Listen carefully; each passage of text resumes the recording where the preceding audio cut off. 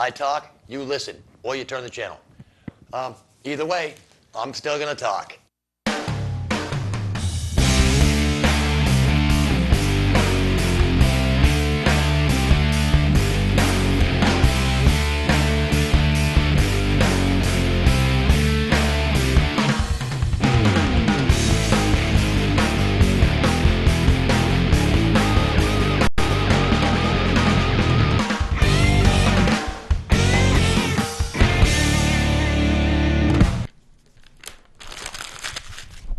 Welcome to Unfiltered. Another week.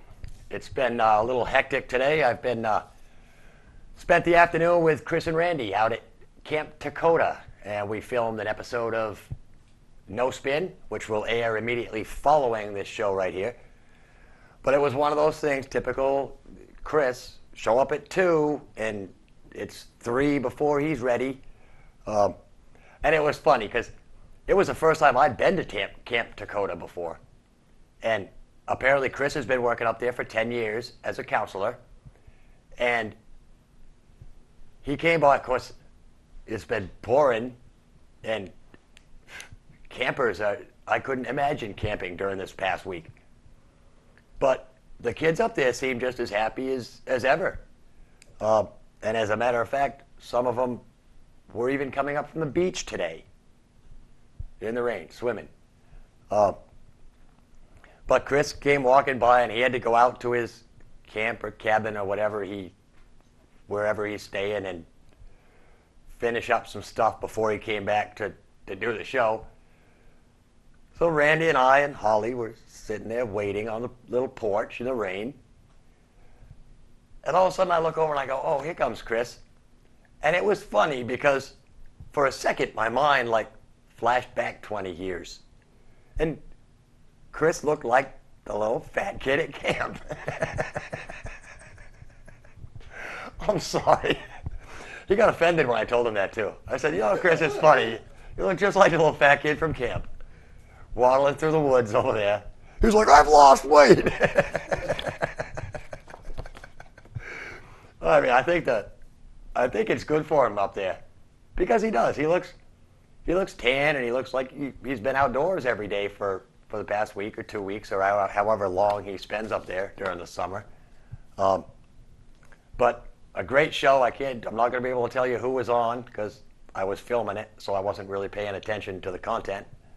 But I believe it's the director of Camp Dakota, and he had some doctor from Franklin Pierce University, political science doctor guy, talking all kinds of politics, and they lost me within the first 2 minutes.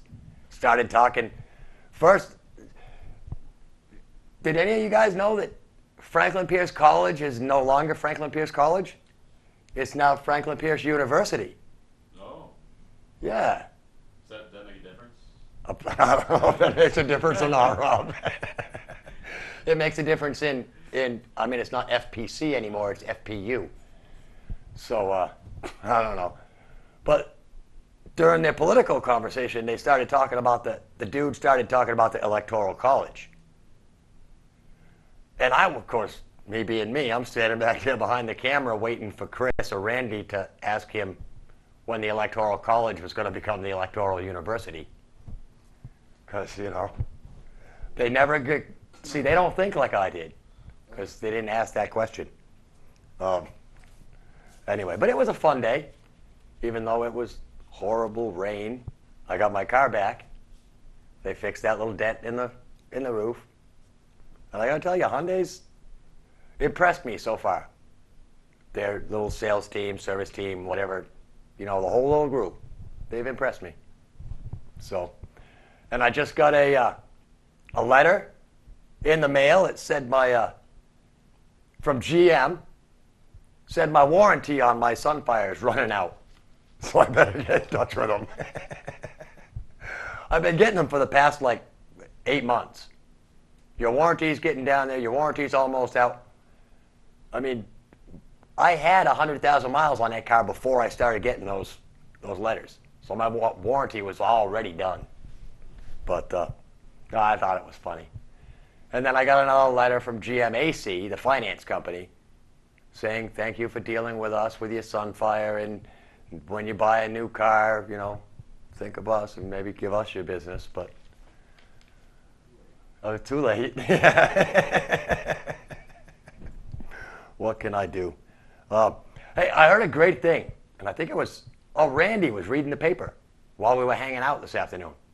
And apparently a lady reported that her car had been broken into in Keene.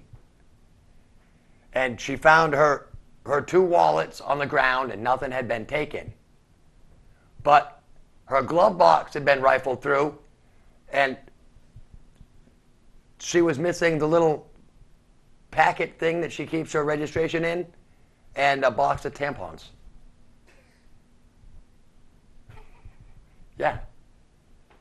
I'm starting to think maybe the thief is a girl for some odd reason. I mean, it just seems like a senseless crime, and it seems even more senseless to report it. Who reports that kind of thing? Somebody stole my tampons. And how are they gonna, how do they investigate that? Something like that, For fingerprints, I don't know. It's weird. Of course,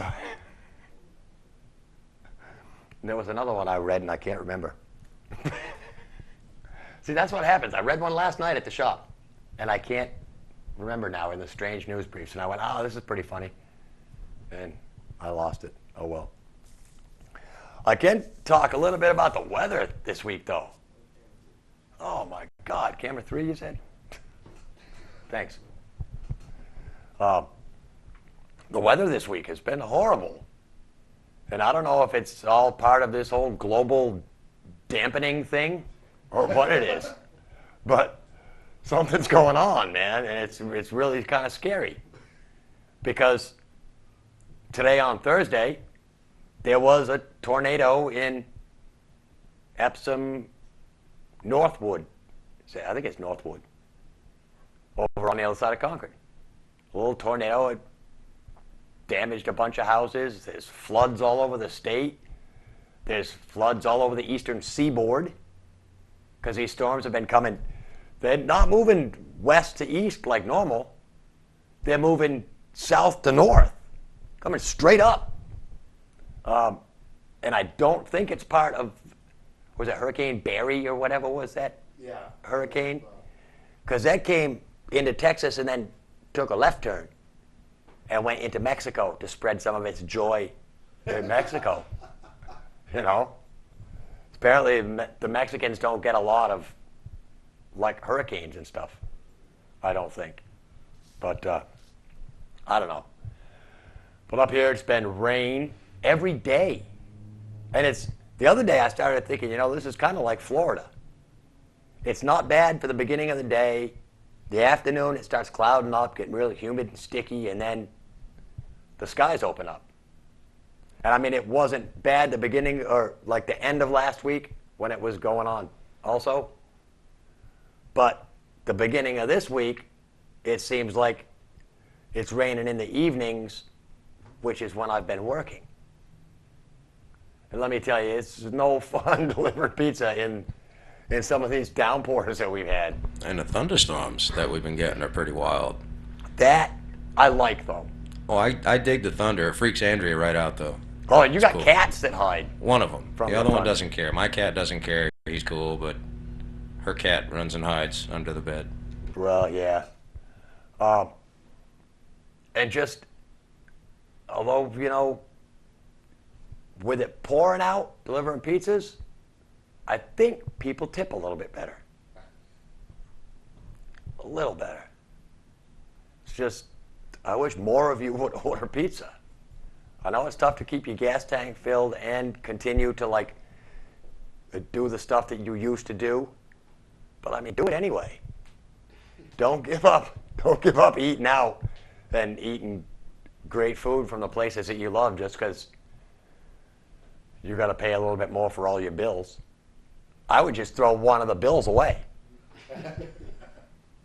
Pick the company you hate the most, whether it's your electric company or your gas company or whatever, just throw the bill away go, I decided instead of paying the electricity, I'm going to pay, I'm going to eat out for a night.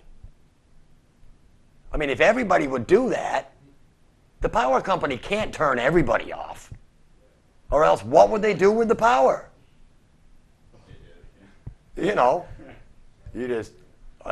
I keep saying that, if everybody gets together and does something,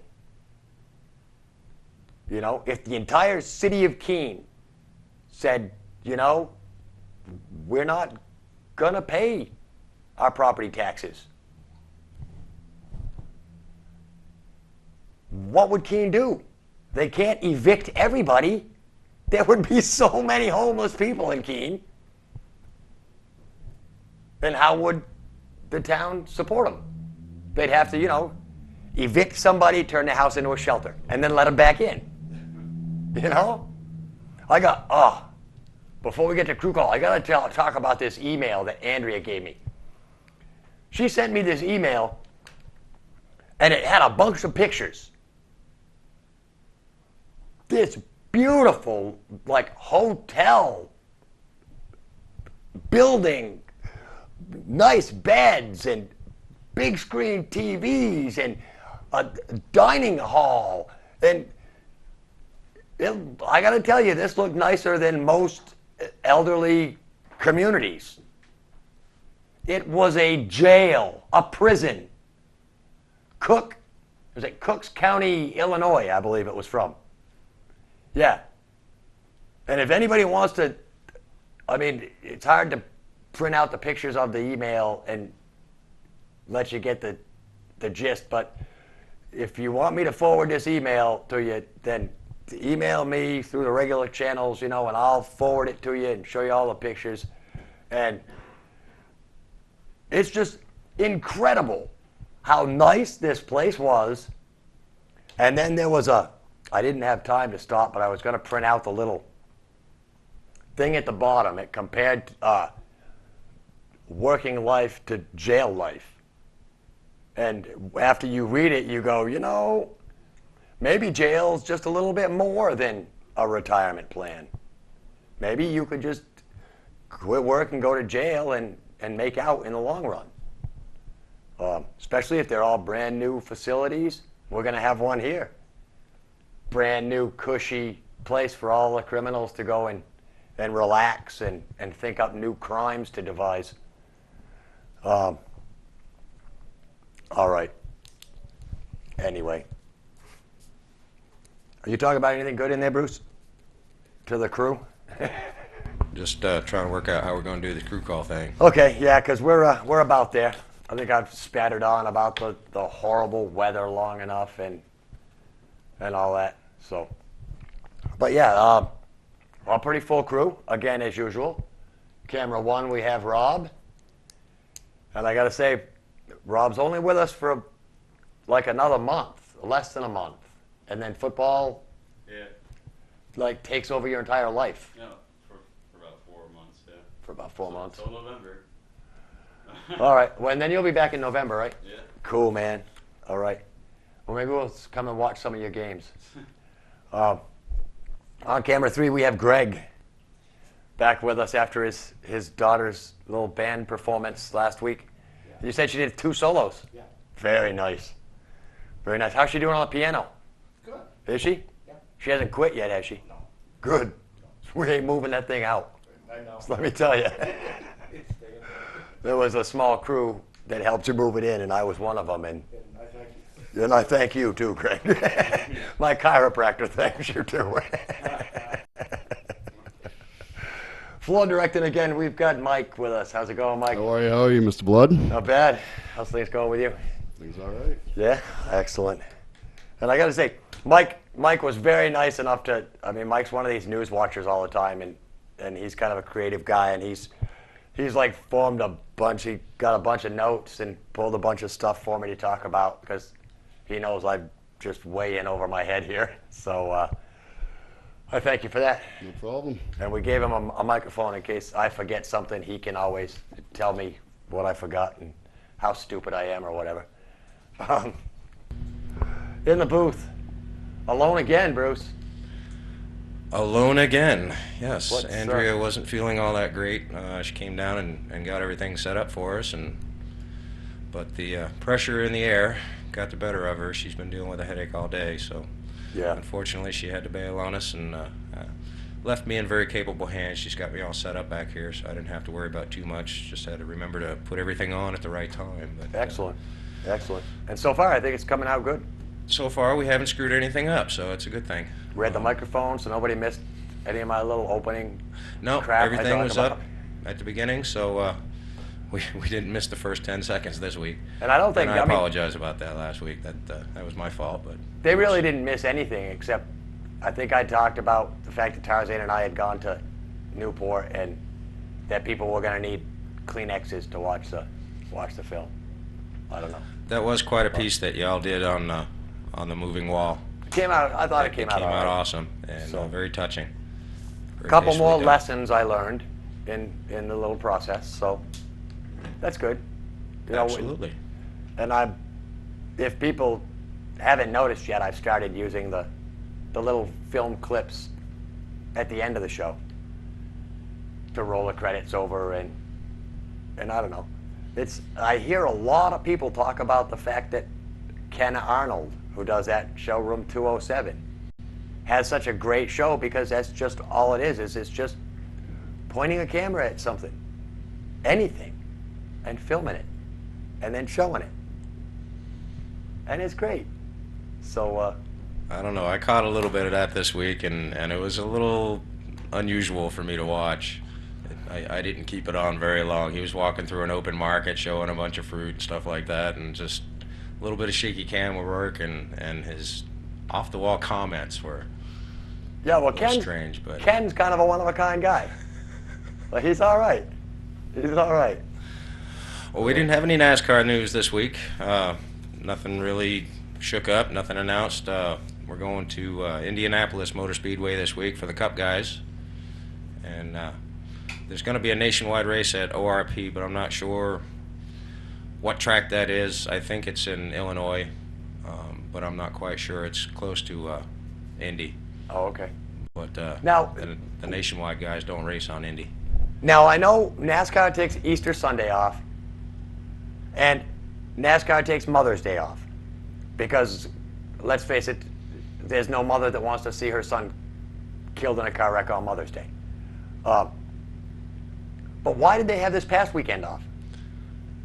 I'm not sure if there was a specific reason, but I know they do need to keep certain dates open just in case they have a rained out race and they can't get it in. Oh, okay. But that wasn't the case yet, and this is actually their last free weekend until the end of the season. They're going to be straight out from here. All right. So Yeah, because we're getting close to the chase, it'll be right? good.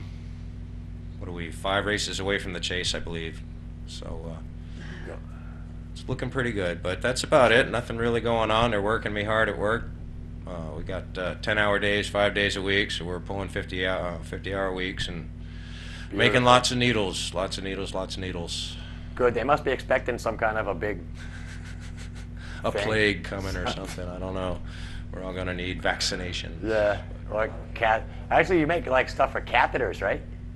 That's some of the stuff that they do there at Smith's as well. But we just pretty much make stuff for injections with the machine that I operate. So it's a lot of fun. When it works well, it really works well. But some days are more trying than others when the machine fights us tooth and nail. And Oh, yeah. It's been a fun week. But that's about it. Unless I come up with something during the show, I'll yell at you. But we'll throw it back at you, and we'll talk to you later, bud. Thank you, Bruce. All right. What else has been going on? Let's talk a little bit about some more, like, close-in stuff. Some more really weird happenings in Milford, Mass, apparently. This is a story that Mike had found for me. And apparently, every day, the people of Milford, Mass have been finding black pantyhose strewn about their streets. And they're a little concerned. Which I don't. Now, Mike, did it say numerous pairs every day? Or is it just one pair a day? Some days it's numerous, yeah. Some days numerous pairs, other days just a single pair Just a somewhere single in town. pair somewhere. Very strange. And how did they put this together? I mean, if you walk around Keene, I mean, I don't know if you'll find. I mean, somebody must throw a pair of pantyhose out the window once in a while. Yeah, I don't know. I'm Or- sure Milford's kind of tiny. I'm not exactly sure where it is, but Okay, yeah, I was gonna say I haven't heard really of Milford, Mass, but it sounds like I don't know, maybe a gang of transvestites is working the area or something, because I think they all wear black pantyhose, or I mean, hookers. Who else wears black pantyhose in the summer? No less. I thought black pantyhose was like a winter thing. I don't know. But it's weird. More weird. Where'd you find that story? Was that national news? yeah, it was. It was on MSNBC. And that's pretty much all they said about it. What I wrote down. Wow. They didn't go into great detail. Yeah. Well, they never do. And which is, I like, show me the headlines, I'll make up my own story. Such as a gang of transvestites moving into town or just there's no real other explanation. Unless a lot of people are in a real hurry to have sex and not enough time, to clean up after themselves. Anyway, I think we're all set up in the booth, in the bunker. All right, well, we'll shoot it down to the bunker, see what Tarzan's got to say tonight. How's it going, brother? Hey, Rick, how the hell are you tonight, Rick? Not bad. How are you? I'm all right, Rick. Right off the top, Rick, I want to give my best to all the families that have people over in this holy war we're in, and I hope your folks come home soon. Bring our troops home. And with that, Rick, I'm going to move right on to my next topic. This week's Stop the Madness, Rick. DOD, Department of Defense, offering waivers, right thing to do. Now, this is something the Army has been pulling for the last 8 years that I can confirm. Army has confirmed that it does not require waivers for all felons or felonies if you're a participant in signing up for the armed services, Marine Corps, Army, Air Force, Navy. Now, out of 250 military background checks, Rick, 120 of these cats came back as serious problems and should never have been able to enlist in any armed forces of any kind. Now, this is an abomination, and I'm actually pretty ticked off about this, and this has been boiling over in my my old psyche for the last couple of 3 weeks. And this is a quote from Marine Captain Miner, happened to be a prosecutor for one of these idiots who happened to be doing some bad stuff over in other countries. This is his quote, Rick: "We're kind of short on bodies." Okay, Captain, we know that that's not the freaking problem. The problem is you're letting these cats through the freaking system. The system shouldn't be run as it is. Now, I have another quote, Rick, from the Army. "Standards in our society have changed over the years. We are a reflection of those changes." Which goes on to say, Rick, as a society, we're not doing what we should be doing when it comes to background checks and letting cats run wild in the streets of Iraq or wherever they're stationed and acting like idiots when they shouldn't even be any kind of contract signing for these cats in any kind of military service. Now, no background check was done for this cat named Lee Roberts. He has a history of problems selling drugs in the streets of Iraq, granting waivers to GIs without checking their backgrounds, Rick. They would rather wise bar them from serving. Now, does that make any sense? This is a quote straight out of the freaking Army. Now we got a cat named Corporal Holmes. This is just one of the cat's people, ladies and gentlemen. Corporal Holmes stabbed an Iraqi soldier 17 times on guard duty over a cigarette, and nearly did cause a mutiny with the other Iraqi soldiers that happened to be serving as friendlies with our U.S. forces, which caused a lot of turmoil in that situation over there when it's already hot as heck over there, and we all know it, I dropped one of my papers. Okay. Not good. Sorry, buddy. That's all right. Oh, here we go, Rick. This is a cat named Ganyan. He had 4 felony arrest, 2 convictions, discharged shortly after from the Air Force with a DUI. Following a year later, he admitted to stealing $10,000 in equipment. Okay? He got busted, walked away from federal prison. 19 days later, he was signing up with the Michigan National Guard and being sent to Abu Ghraib prison to guard prisoners over there, and the military didn't catch up with him till 2007. This is an abomination, Rick. And he was also convicted, as of 2007, of having smuggled weapons over there near the prison or in the prison somehow. This is just a cast of characters, Rick, that have come through the system that the Army has no, or the Department of Defense has no qualms about keeping on a payroll or keeping them in the system. But no, we have West Point. We have a colonel sitting at his desk over there at West Point. First he says this cat can play football. Then he turns around a day later, just as training camp's about to break, and he says, nope, we're not going to let this cat play football. He's going to run his butt for the next 3 years over there in the Iraqi desert, just like the rest of the idiots. Well, I didn't mean that, ladies and gentlemen. I didn't mean idiots. I'm sorry. I meant soldiers. Idiots are the people that are doing this to our soldiers. And this is happening, Rick. They're getting sergeant's pay when they first start up going through West Point. We talked about that earlier. It's not a cakewalk. You know, what happened to the Department of Defense trying to recruit good people instead of putting bad people into the payroll? They're stifling the good people, and they're going to ruin their lives. With that, ladies and gentlemen, unless you have something to add to tonight, the old Ricky buddy. I'll pick this up where you left off. All right, Rick. Tarzan. Tarzan's out of here. Thanks, brother. Yeah, I don't know. The next step, I believe, is probably a draft. But the problem is, the reason they have, it's not that they don't have enough bodies. The fact of the matter is they don't have enough live bodies. They're getting plenty of dead bodies. All the good people that were in the service, they're gone now. They have to replace them with just anybody they can find at this point.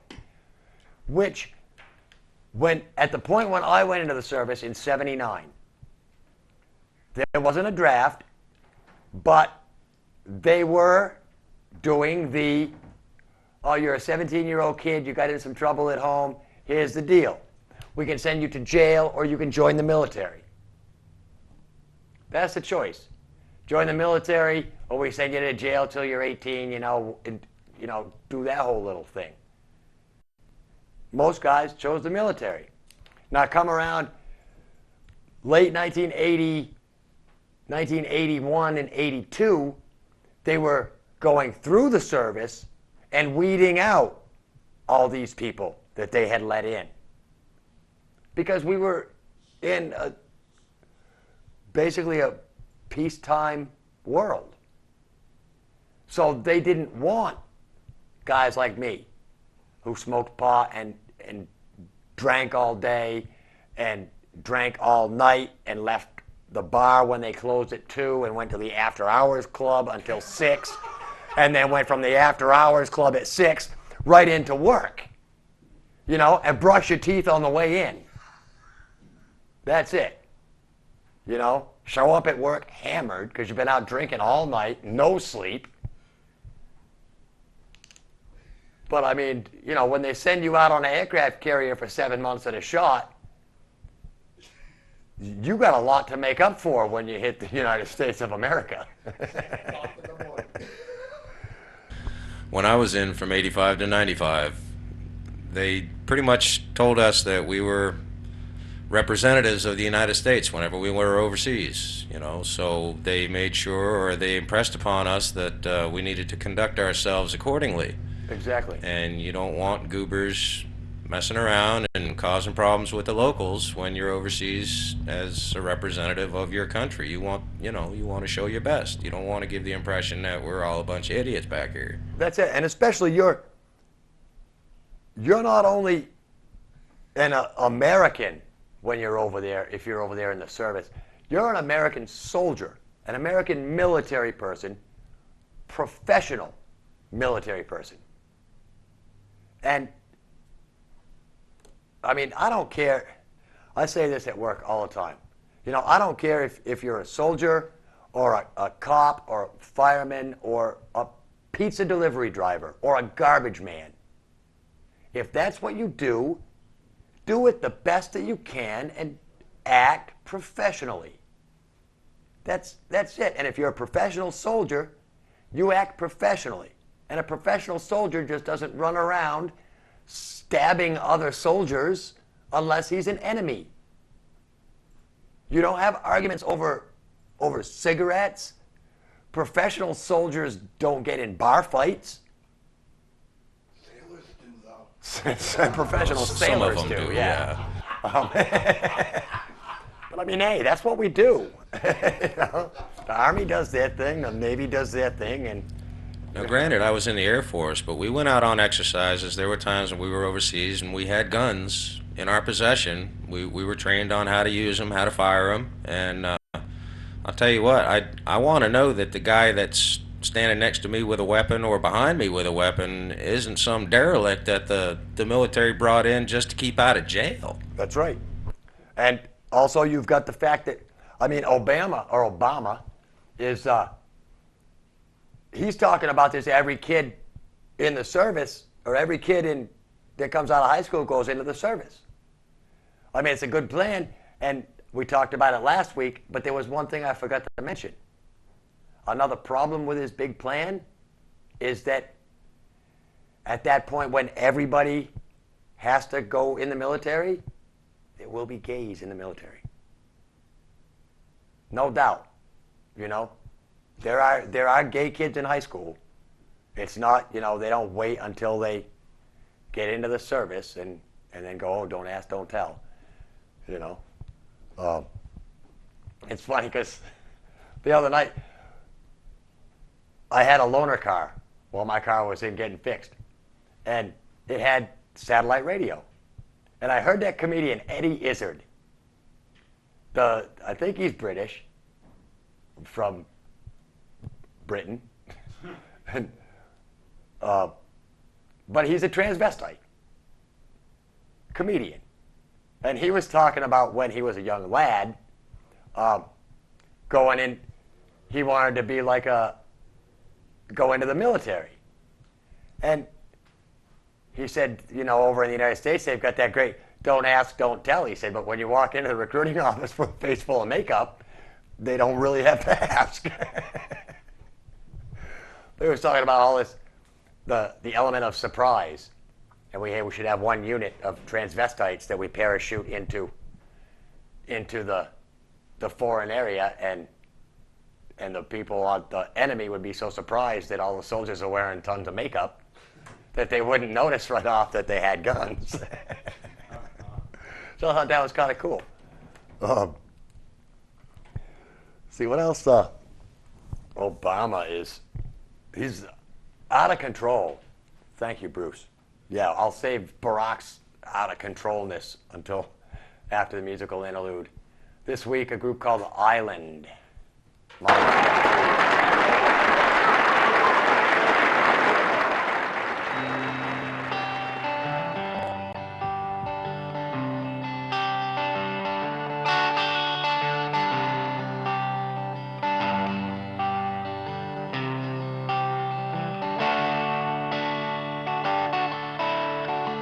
I asked the soldier what the views were like in space. He told me that the battleships have no windows. I said, does war still plague the human race? He said, man, look out your window. And I said, oh, I can't believe it's all gone, and the time can only go on, and I can't believe it's all gone, and the time can only go on. I asked the robot what his part was in the war. if he thought the war would ever end. He said, if you're an enemy, I'll shoot till you're no more. I said, in that case, would you be my friend? And we sang, oh, I can't believe it's all gone, and oh, the time can only go on, and oh, I can't believe it's all gone, and oh, time can only go on. I sat and watched as each star faded away, just gazing out of my window. Well, I got down on my knees and I began to pray. I said, man, look out your window. And I sing, oh, I can't believe it's all gone, and oh, time can only go on, and oh, I can't believe it's all gone, and oh, I guess time can only go on and on and on and on and on. I guess time can only go on, and oh, time can only go on.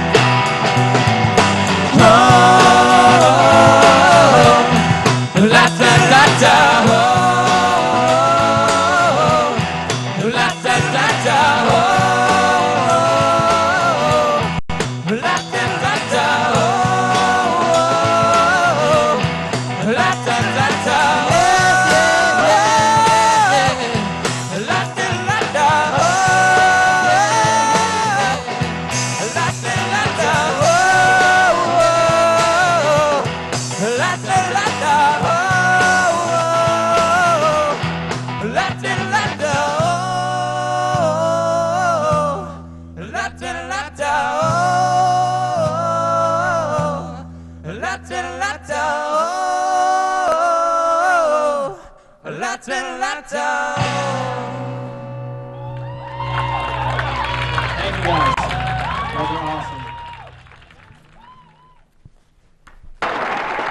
All right, we're back. They were a good band. And if anybody realized, the lead singer for that band also filled in and sang a couple of songs with Firelight Revolution. And I don't know if that was a cover tune or not, but it did sound familiar. but I thought it was nice and mellow. And last week I gave you a fairly good rockin' tune, so I want to give you a little taste of something different. So as for different tastes, I know, Greg, you like the band with the two girls that played the violin and the cello. Man, I know. Give him that DVD. Let's talk about Mr. Obama again. I believe it was today on Thursday. Obama delivered a speech to more than 200,000 people in Berlin, Germany, at the Victory Column. And it was the largest foreign crowd ever for an American presidential candidate. And despite the world's hate for America, thousands waved the American flag during Obama's speech. Apparently, Obama has a very high approval rating in the EU, the European Union countries over there. I'm not sure where he goes next. And I failed to notice, Mike, did you notice how he made out in Israel? Was there anything said about that? No, this is actually when I first started following it, was today. His Okay. whole trip. I think he goes to France next, though. Oh, all right. France, and then Britain maybe, and then he comes back. Because he was in Iraq, and then To Jordan. Jordan, Israel. I guess he's told that. The thing is, it seems to me like he's walking around there, like acting like he's already the president. Over there, he's over there talking to the Iraqi generals, and he's going, "Oh well, don't worry, the troops will be out of here in 16 months. You know, no sweat. You know." And now, what's going to happen 16 months down the road when there's still troops there, and the Iraqi people are going, you said. Now, how much hate does that add on to the American people? Where, all right, well, they said they were going to do one thing, and they did something totally different. You know? I think they're getting used to that, though. I don't know. Yeah, they probably are getting real used to that. But I guess from your note here, Mike, it says that McCain's pushing for offshore oil drilling now. Oh, he has been. Well, I mean, I believe a year ago he was Oh, yeah. totally against it. Yeah. Now he's for it all, drill anywhere, as long as you can find something. It's worth drilling. But there was a massive oil spill on the Mississippi River today. Now, was it an oil it was- rig spill or was it a shipping spill?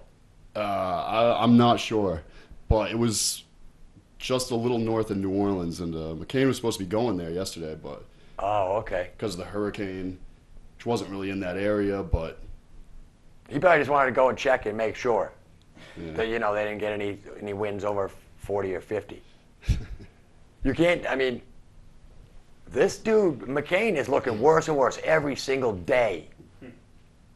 He's looking older and older. His teeth are looking worse and His worse every day. teeth are horrible. He can't raise his arms. How's he ever going to do the old Nixon peace sign thing? He can't raise his arms like past here. And I'd like to know who combs his hair every morning. probably his wife. Or actually, I think she's busy taking care of herself, getting herself. his wife, I found out today, is somehow related and is an heiress to the third largest Budweiser distributorship in the world. Now, a lot of Budweiser just had a hostile foreign takeover by this InBev company. They really fought to keep it American. Well, it wasn't really American anyway because it was Adolphus Busch, and he was a German. There's no American that knows how to make beer. beer is a foreign stuff. It came over here with the Germans and the Dutch. I'm pretty sure brought all the beer recipes. That, I mean, Right. oh, the English, okay. 69. All right, the English and the Irish, and I mean, before then, the Native Americans didn't drink beer. We corrupted them with that, Right. which is, I mean, it's a totally lame stereotype when you consider that in the movies they show most Indians as drunks. We gave them the booze. We made them that way, and then we stereotype them. We're the ones that made the black people slaves. And then we basically ostracize them because they were slaves. It's horrible. And yes, slavery did happen. I just want to make sure everybody still remembers. Slavery happened. We massacred the Native Americans, and if you're in school and you're not learning about that stuff, then all your teachers are stupid too. Plain and simple. Tell them you want to learn about, we don't have to go back to study the Roman Empire, and Western civilizations, We don't have to study Egypt and Rome and Greece and all that. We have to look at what we've done over the past 200 years and just not do some of those same things ever again. The worst thing about that is like the Thanksgiving story when they play in like you're in like first and second grade and stuff, and it's all happy and they're on the Mayflower. Yeah. You find out later in life that it wasn't as fun as you think it was. Well, we did make friends with the Indians at first. The people from the Mayflower, yeah, I believe they probably had a big feast and made the Indians their friend, until they'd got all the knowledge that they needed from the Indians. Smallpox blanket. And then, well, they're not as useful anymore, so they're just getting in our way. And they're trying to make us pay for this land we're on. And we wouldn't have anything to do with it. So we killed them all. Which is, we could do that to government these days. Government's trying to make us pay all this money for being here.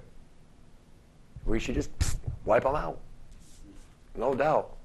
The terrorists bombed the wrong buildings, in my opinion. The World Trade Center, it's sure, it was the biggest building in the United States. And that's where our financial capital is. But, the White House, the Capitol, the Pentagon would have been just as fine. We probably wouldn't have got as upset. Probably wouldn't have lost as many people.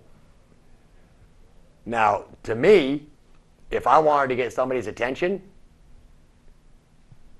I would bomb schools. Schools and playgrounds and parks. Supermarkets. Supermarkets.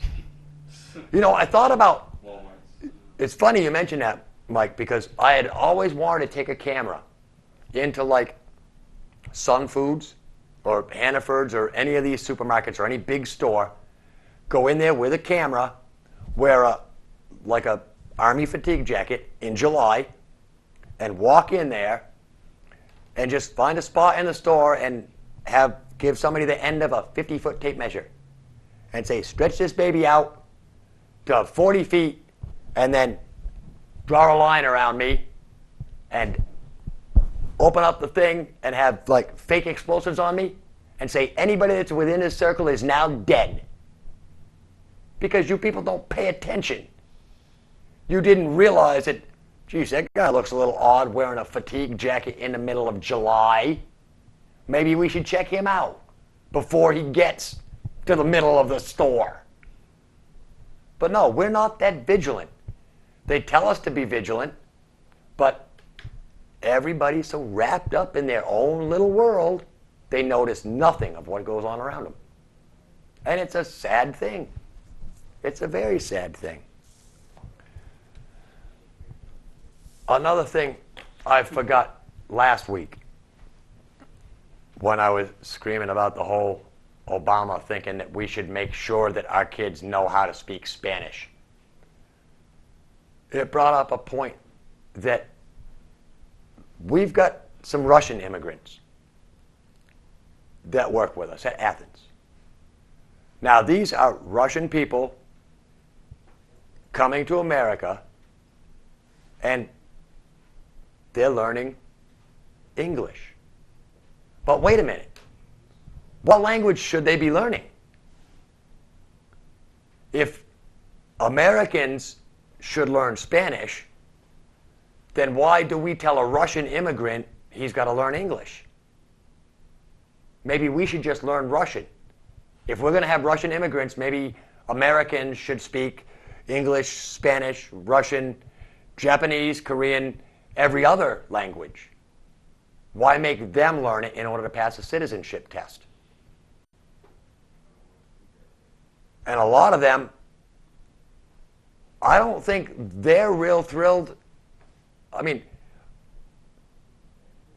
they're probably not ecstatic that they have to learn English and give up their own language, but they're in America, so they'll do it. But what happens when you tell them, not only do you have to learn English, you have to learn Spanish if you want to stay here? I mean, that's stupid. If you come to America, you learn English. That's it. That's the language that we speak here. And there's no getting around it. There's no, we'll teach our kids Spanish. We'll teach our kids Spanish. We'll teach the kids that we're going to send to Mexico. We'll teach them how to speak Spanish. Or anybody that's planning to travel. When I went to Italy, I learned a few phrases in Italian so that I could get a beer at the bar or get some food at a restaurant. You learn the language of the country you're in, because you don't just walk up and say, hey, I'm from America, give me a beer. Unless, although I think a couple of bars were owned by Americans. But, and when the military goes to Iraq, every one of those soldiers that they ship over to Iraq has a little pocket phrase book, I'm sure. They don't just send them over there and go, don't worry, they're going to learn to speak English eventually. No, you go over there, if you're going to fight in Iraq, you learn whatever language they speak over there. Is it Farsi? Iraqian? It's not Iraqian. I think it's Farsi. Farsi? I think so. Well, I'm not exactly sure what language they speak over there. Arabic. I'm not sure if it's Arabic or Farsi, but the number of languages over there in the Middle East is equal probably to the number of religions and different religious sects there are too.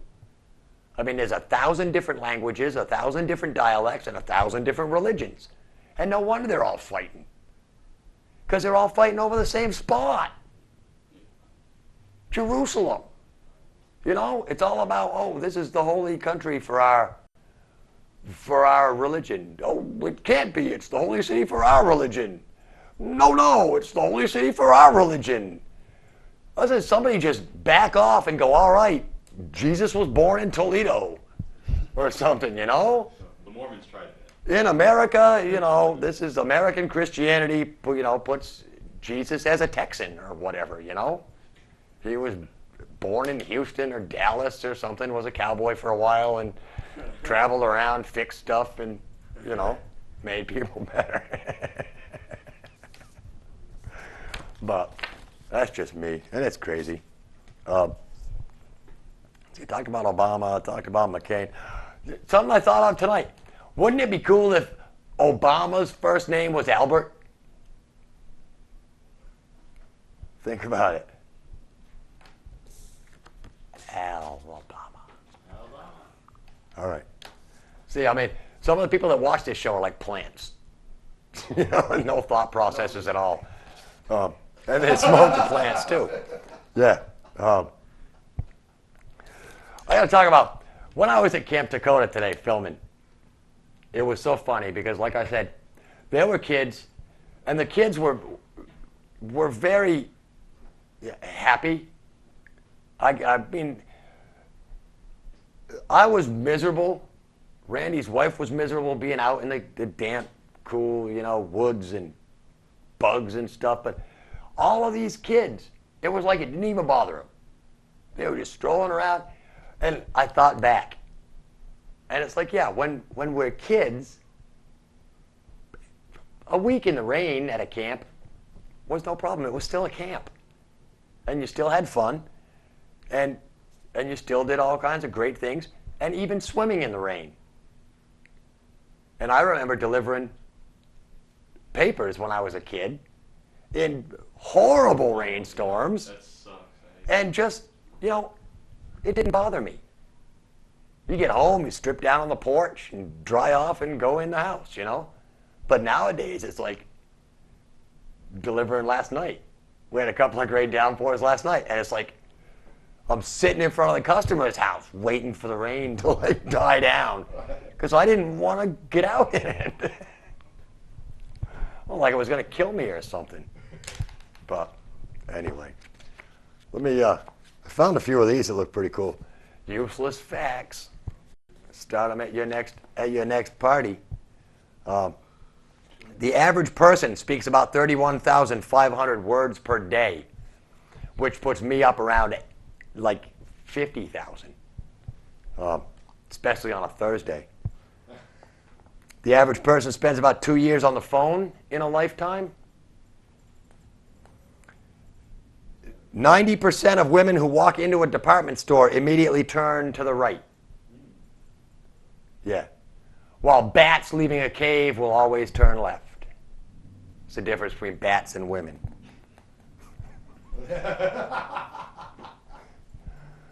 Hey, Halifax, Nova Scotia has the largest number of bars per capita anywhere in the world. That's the place to go. Yep.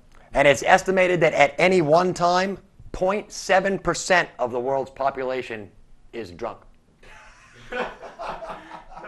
So right now, 0.7 of the entire human race is drunk. Oh my god. Yeah. It's a great one. The average 4-year-old child asks more than 400 questions a day. Yeah. Most fatal car accidents happen on a Saturday. More than 10% of all the salt produced annually in the world is used to de-ice highways, American highways. It would take more than 150 years to drive a car to the sun.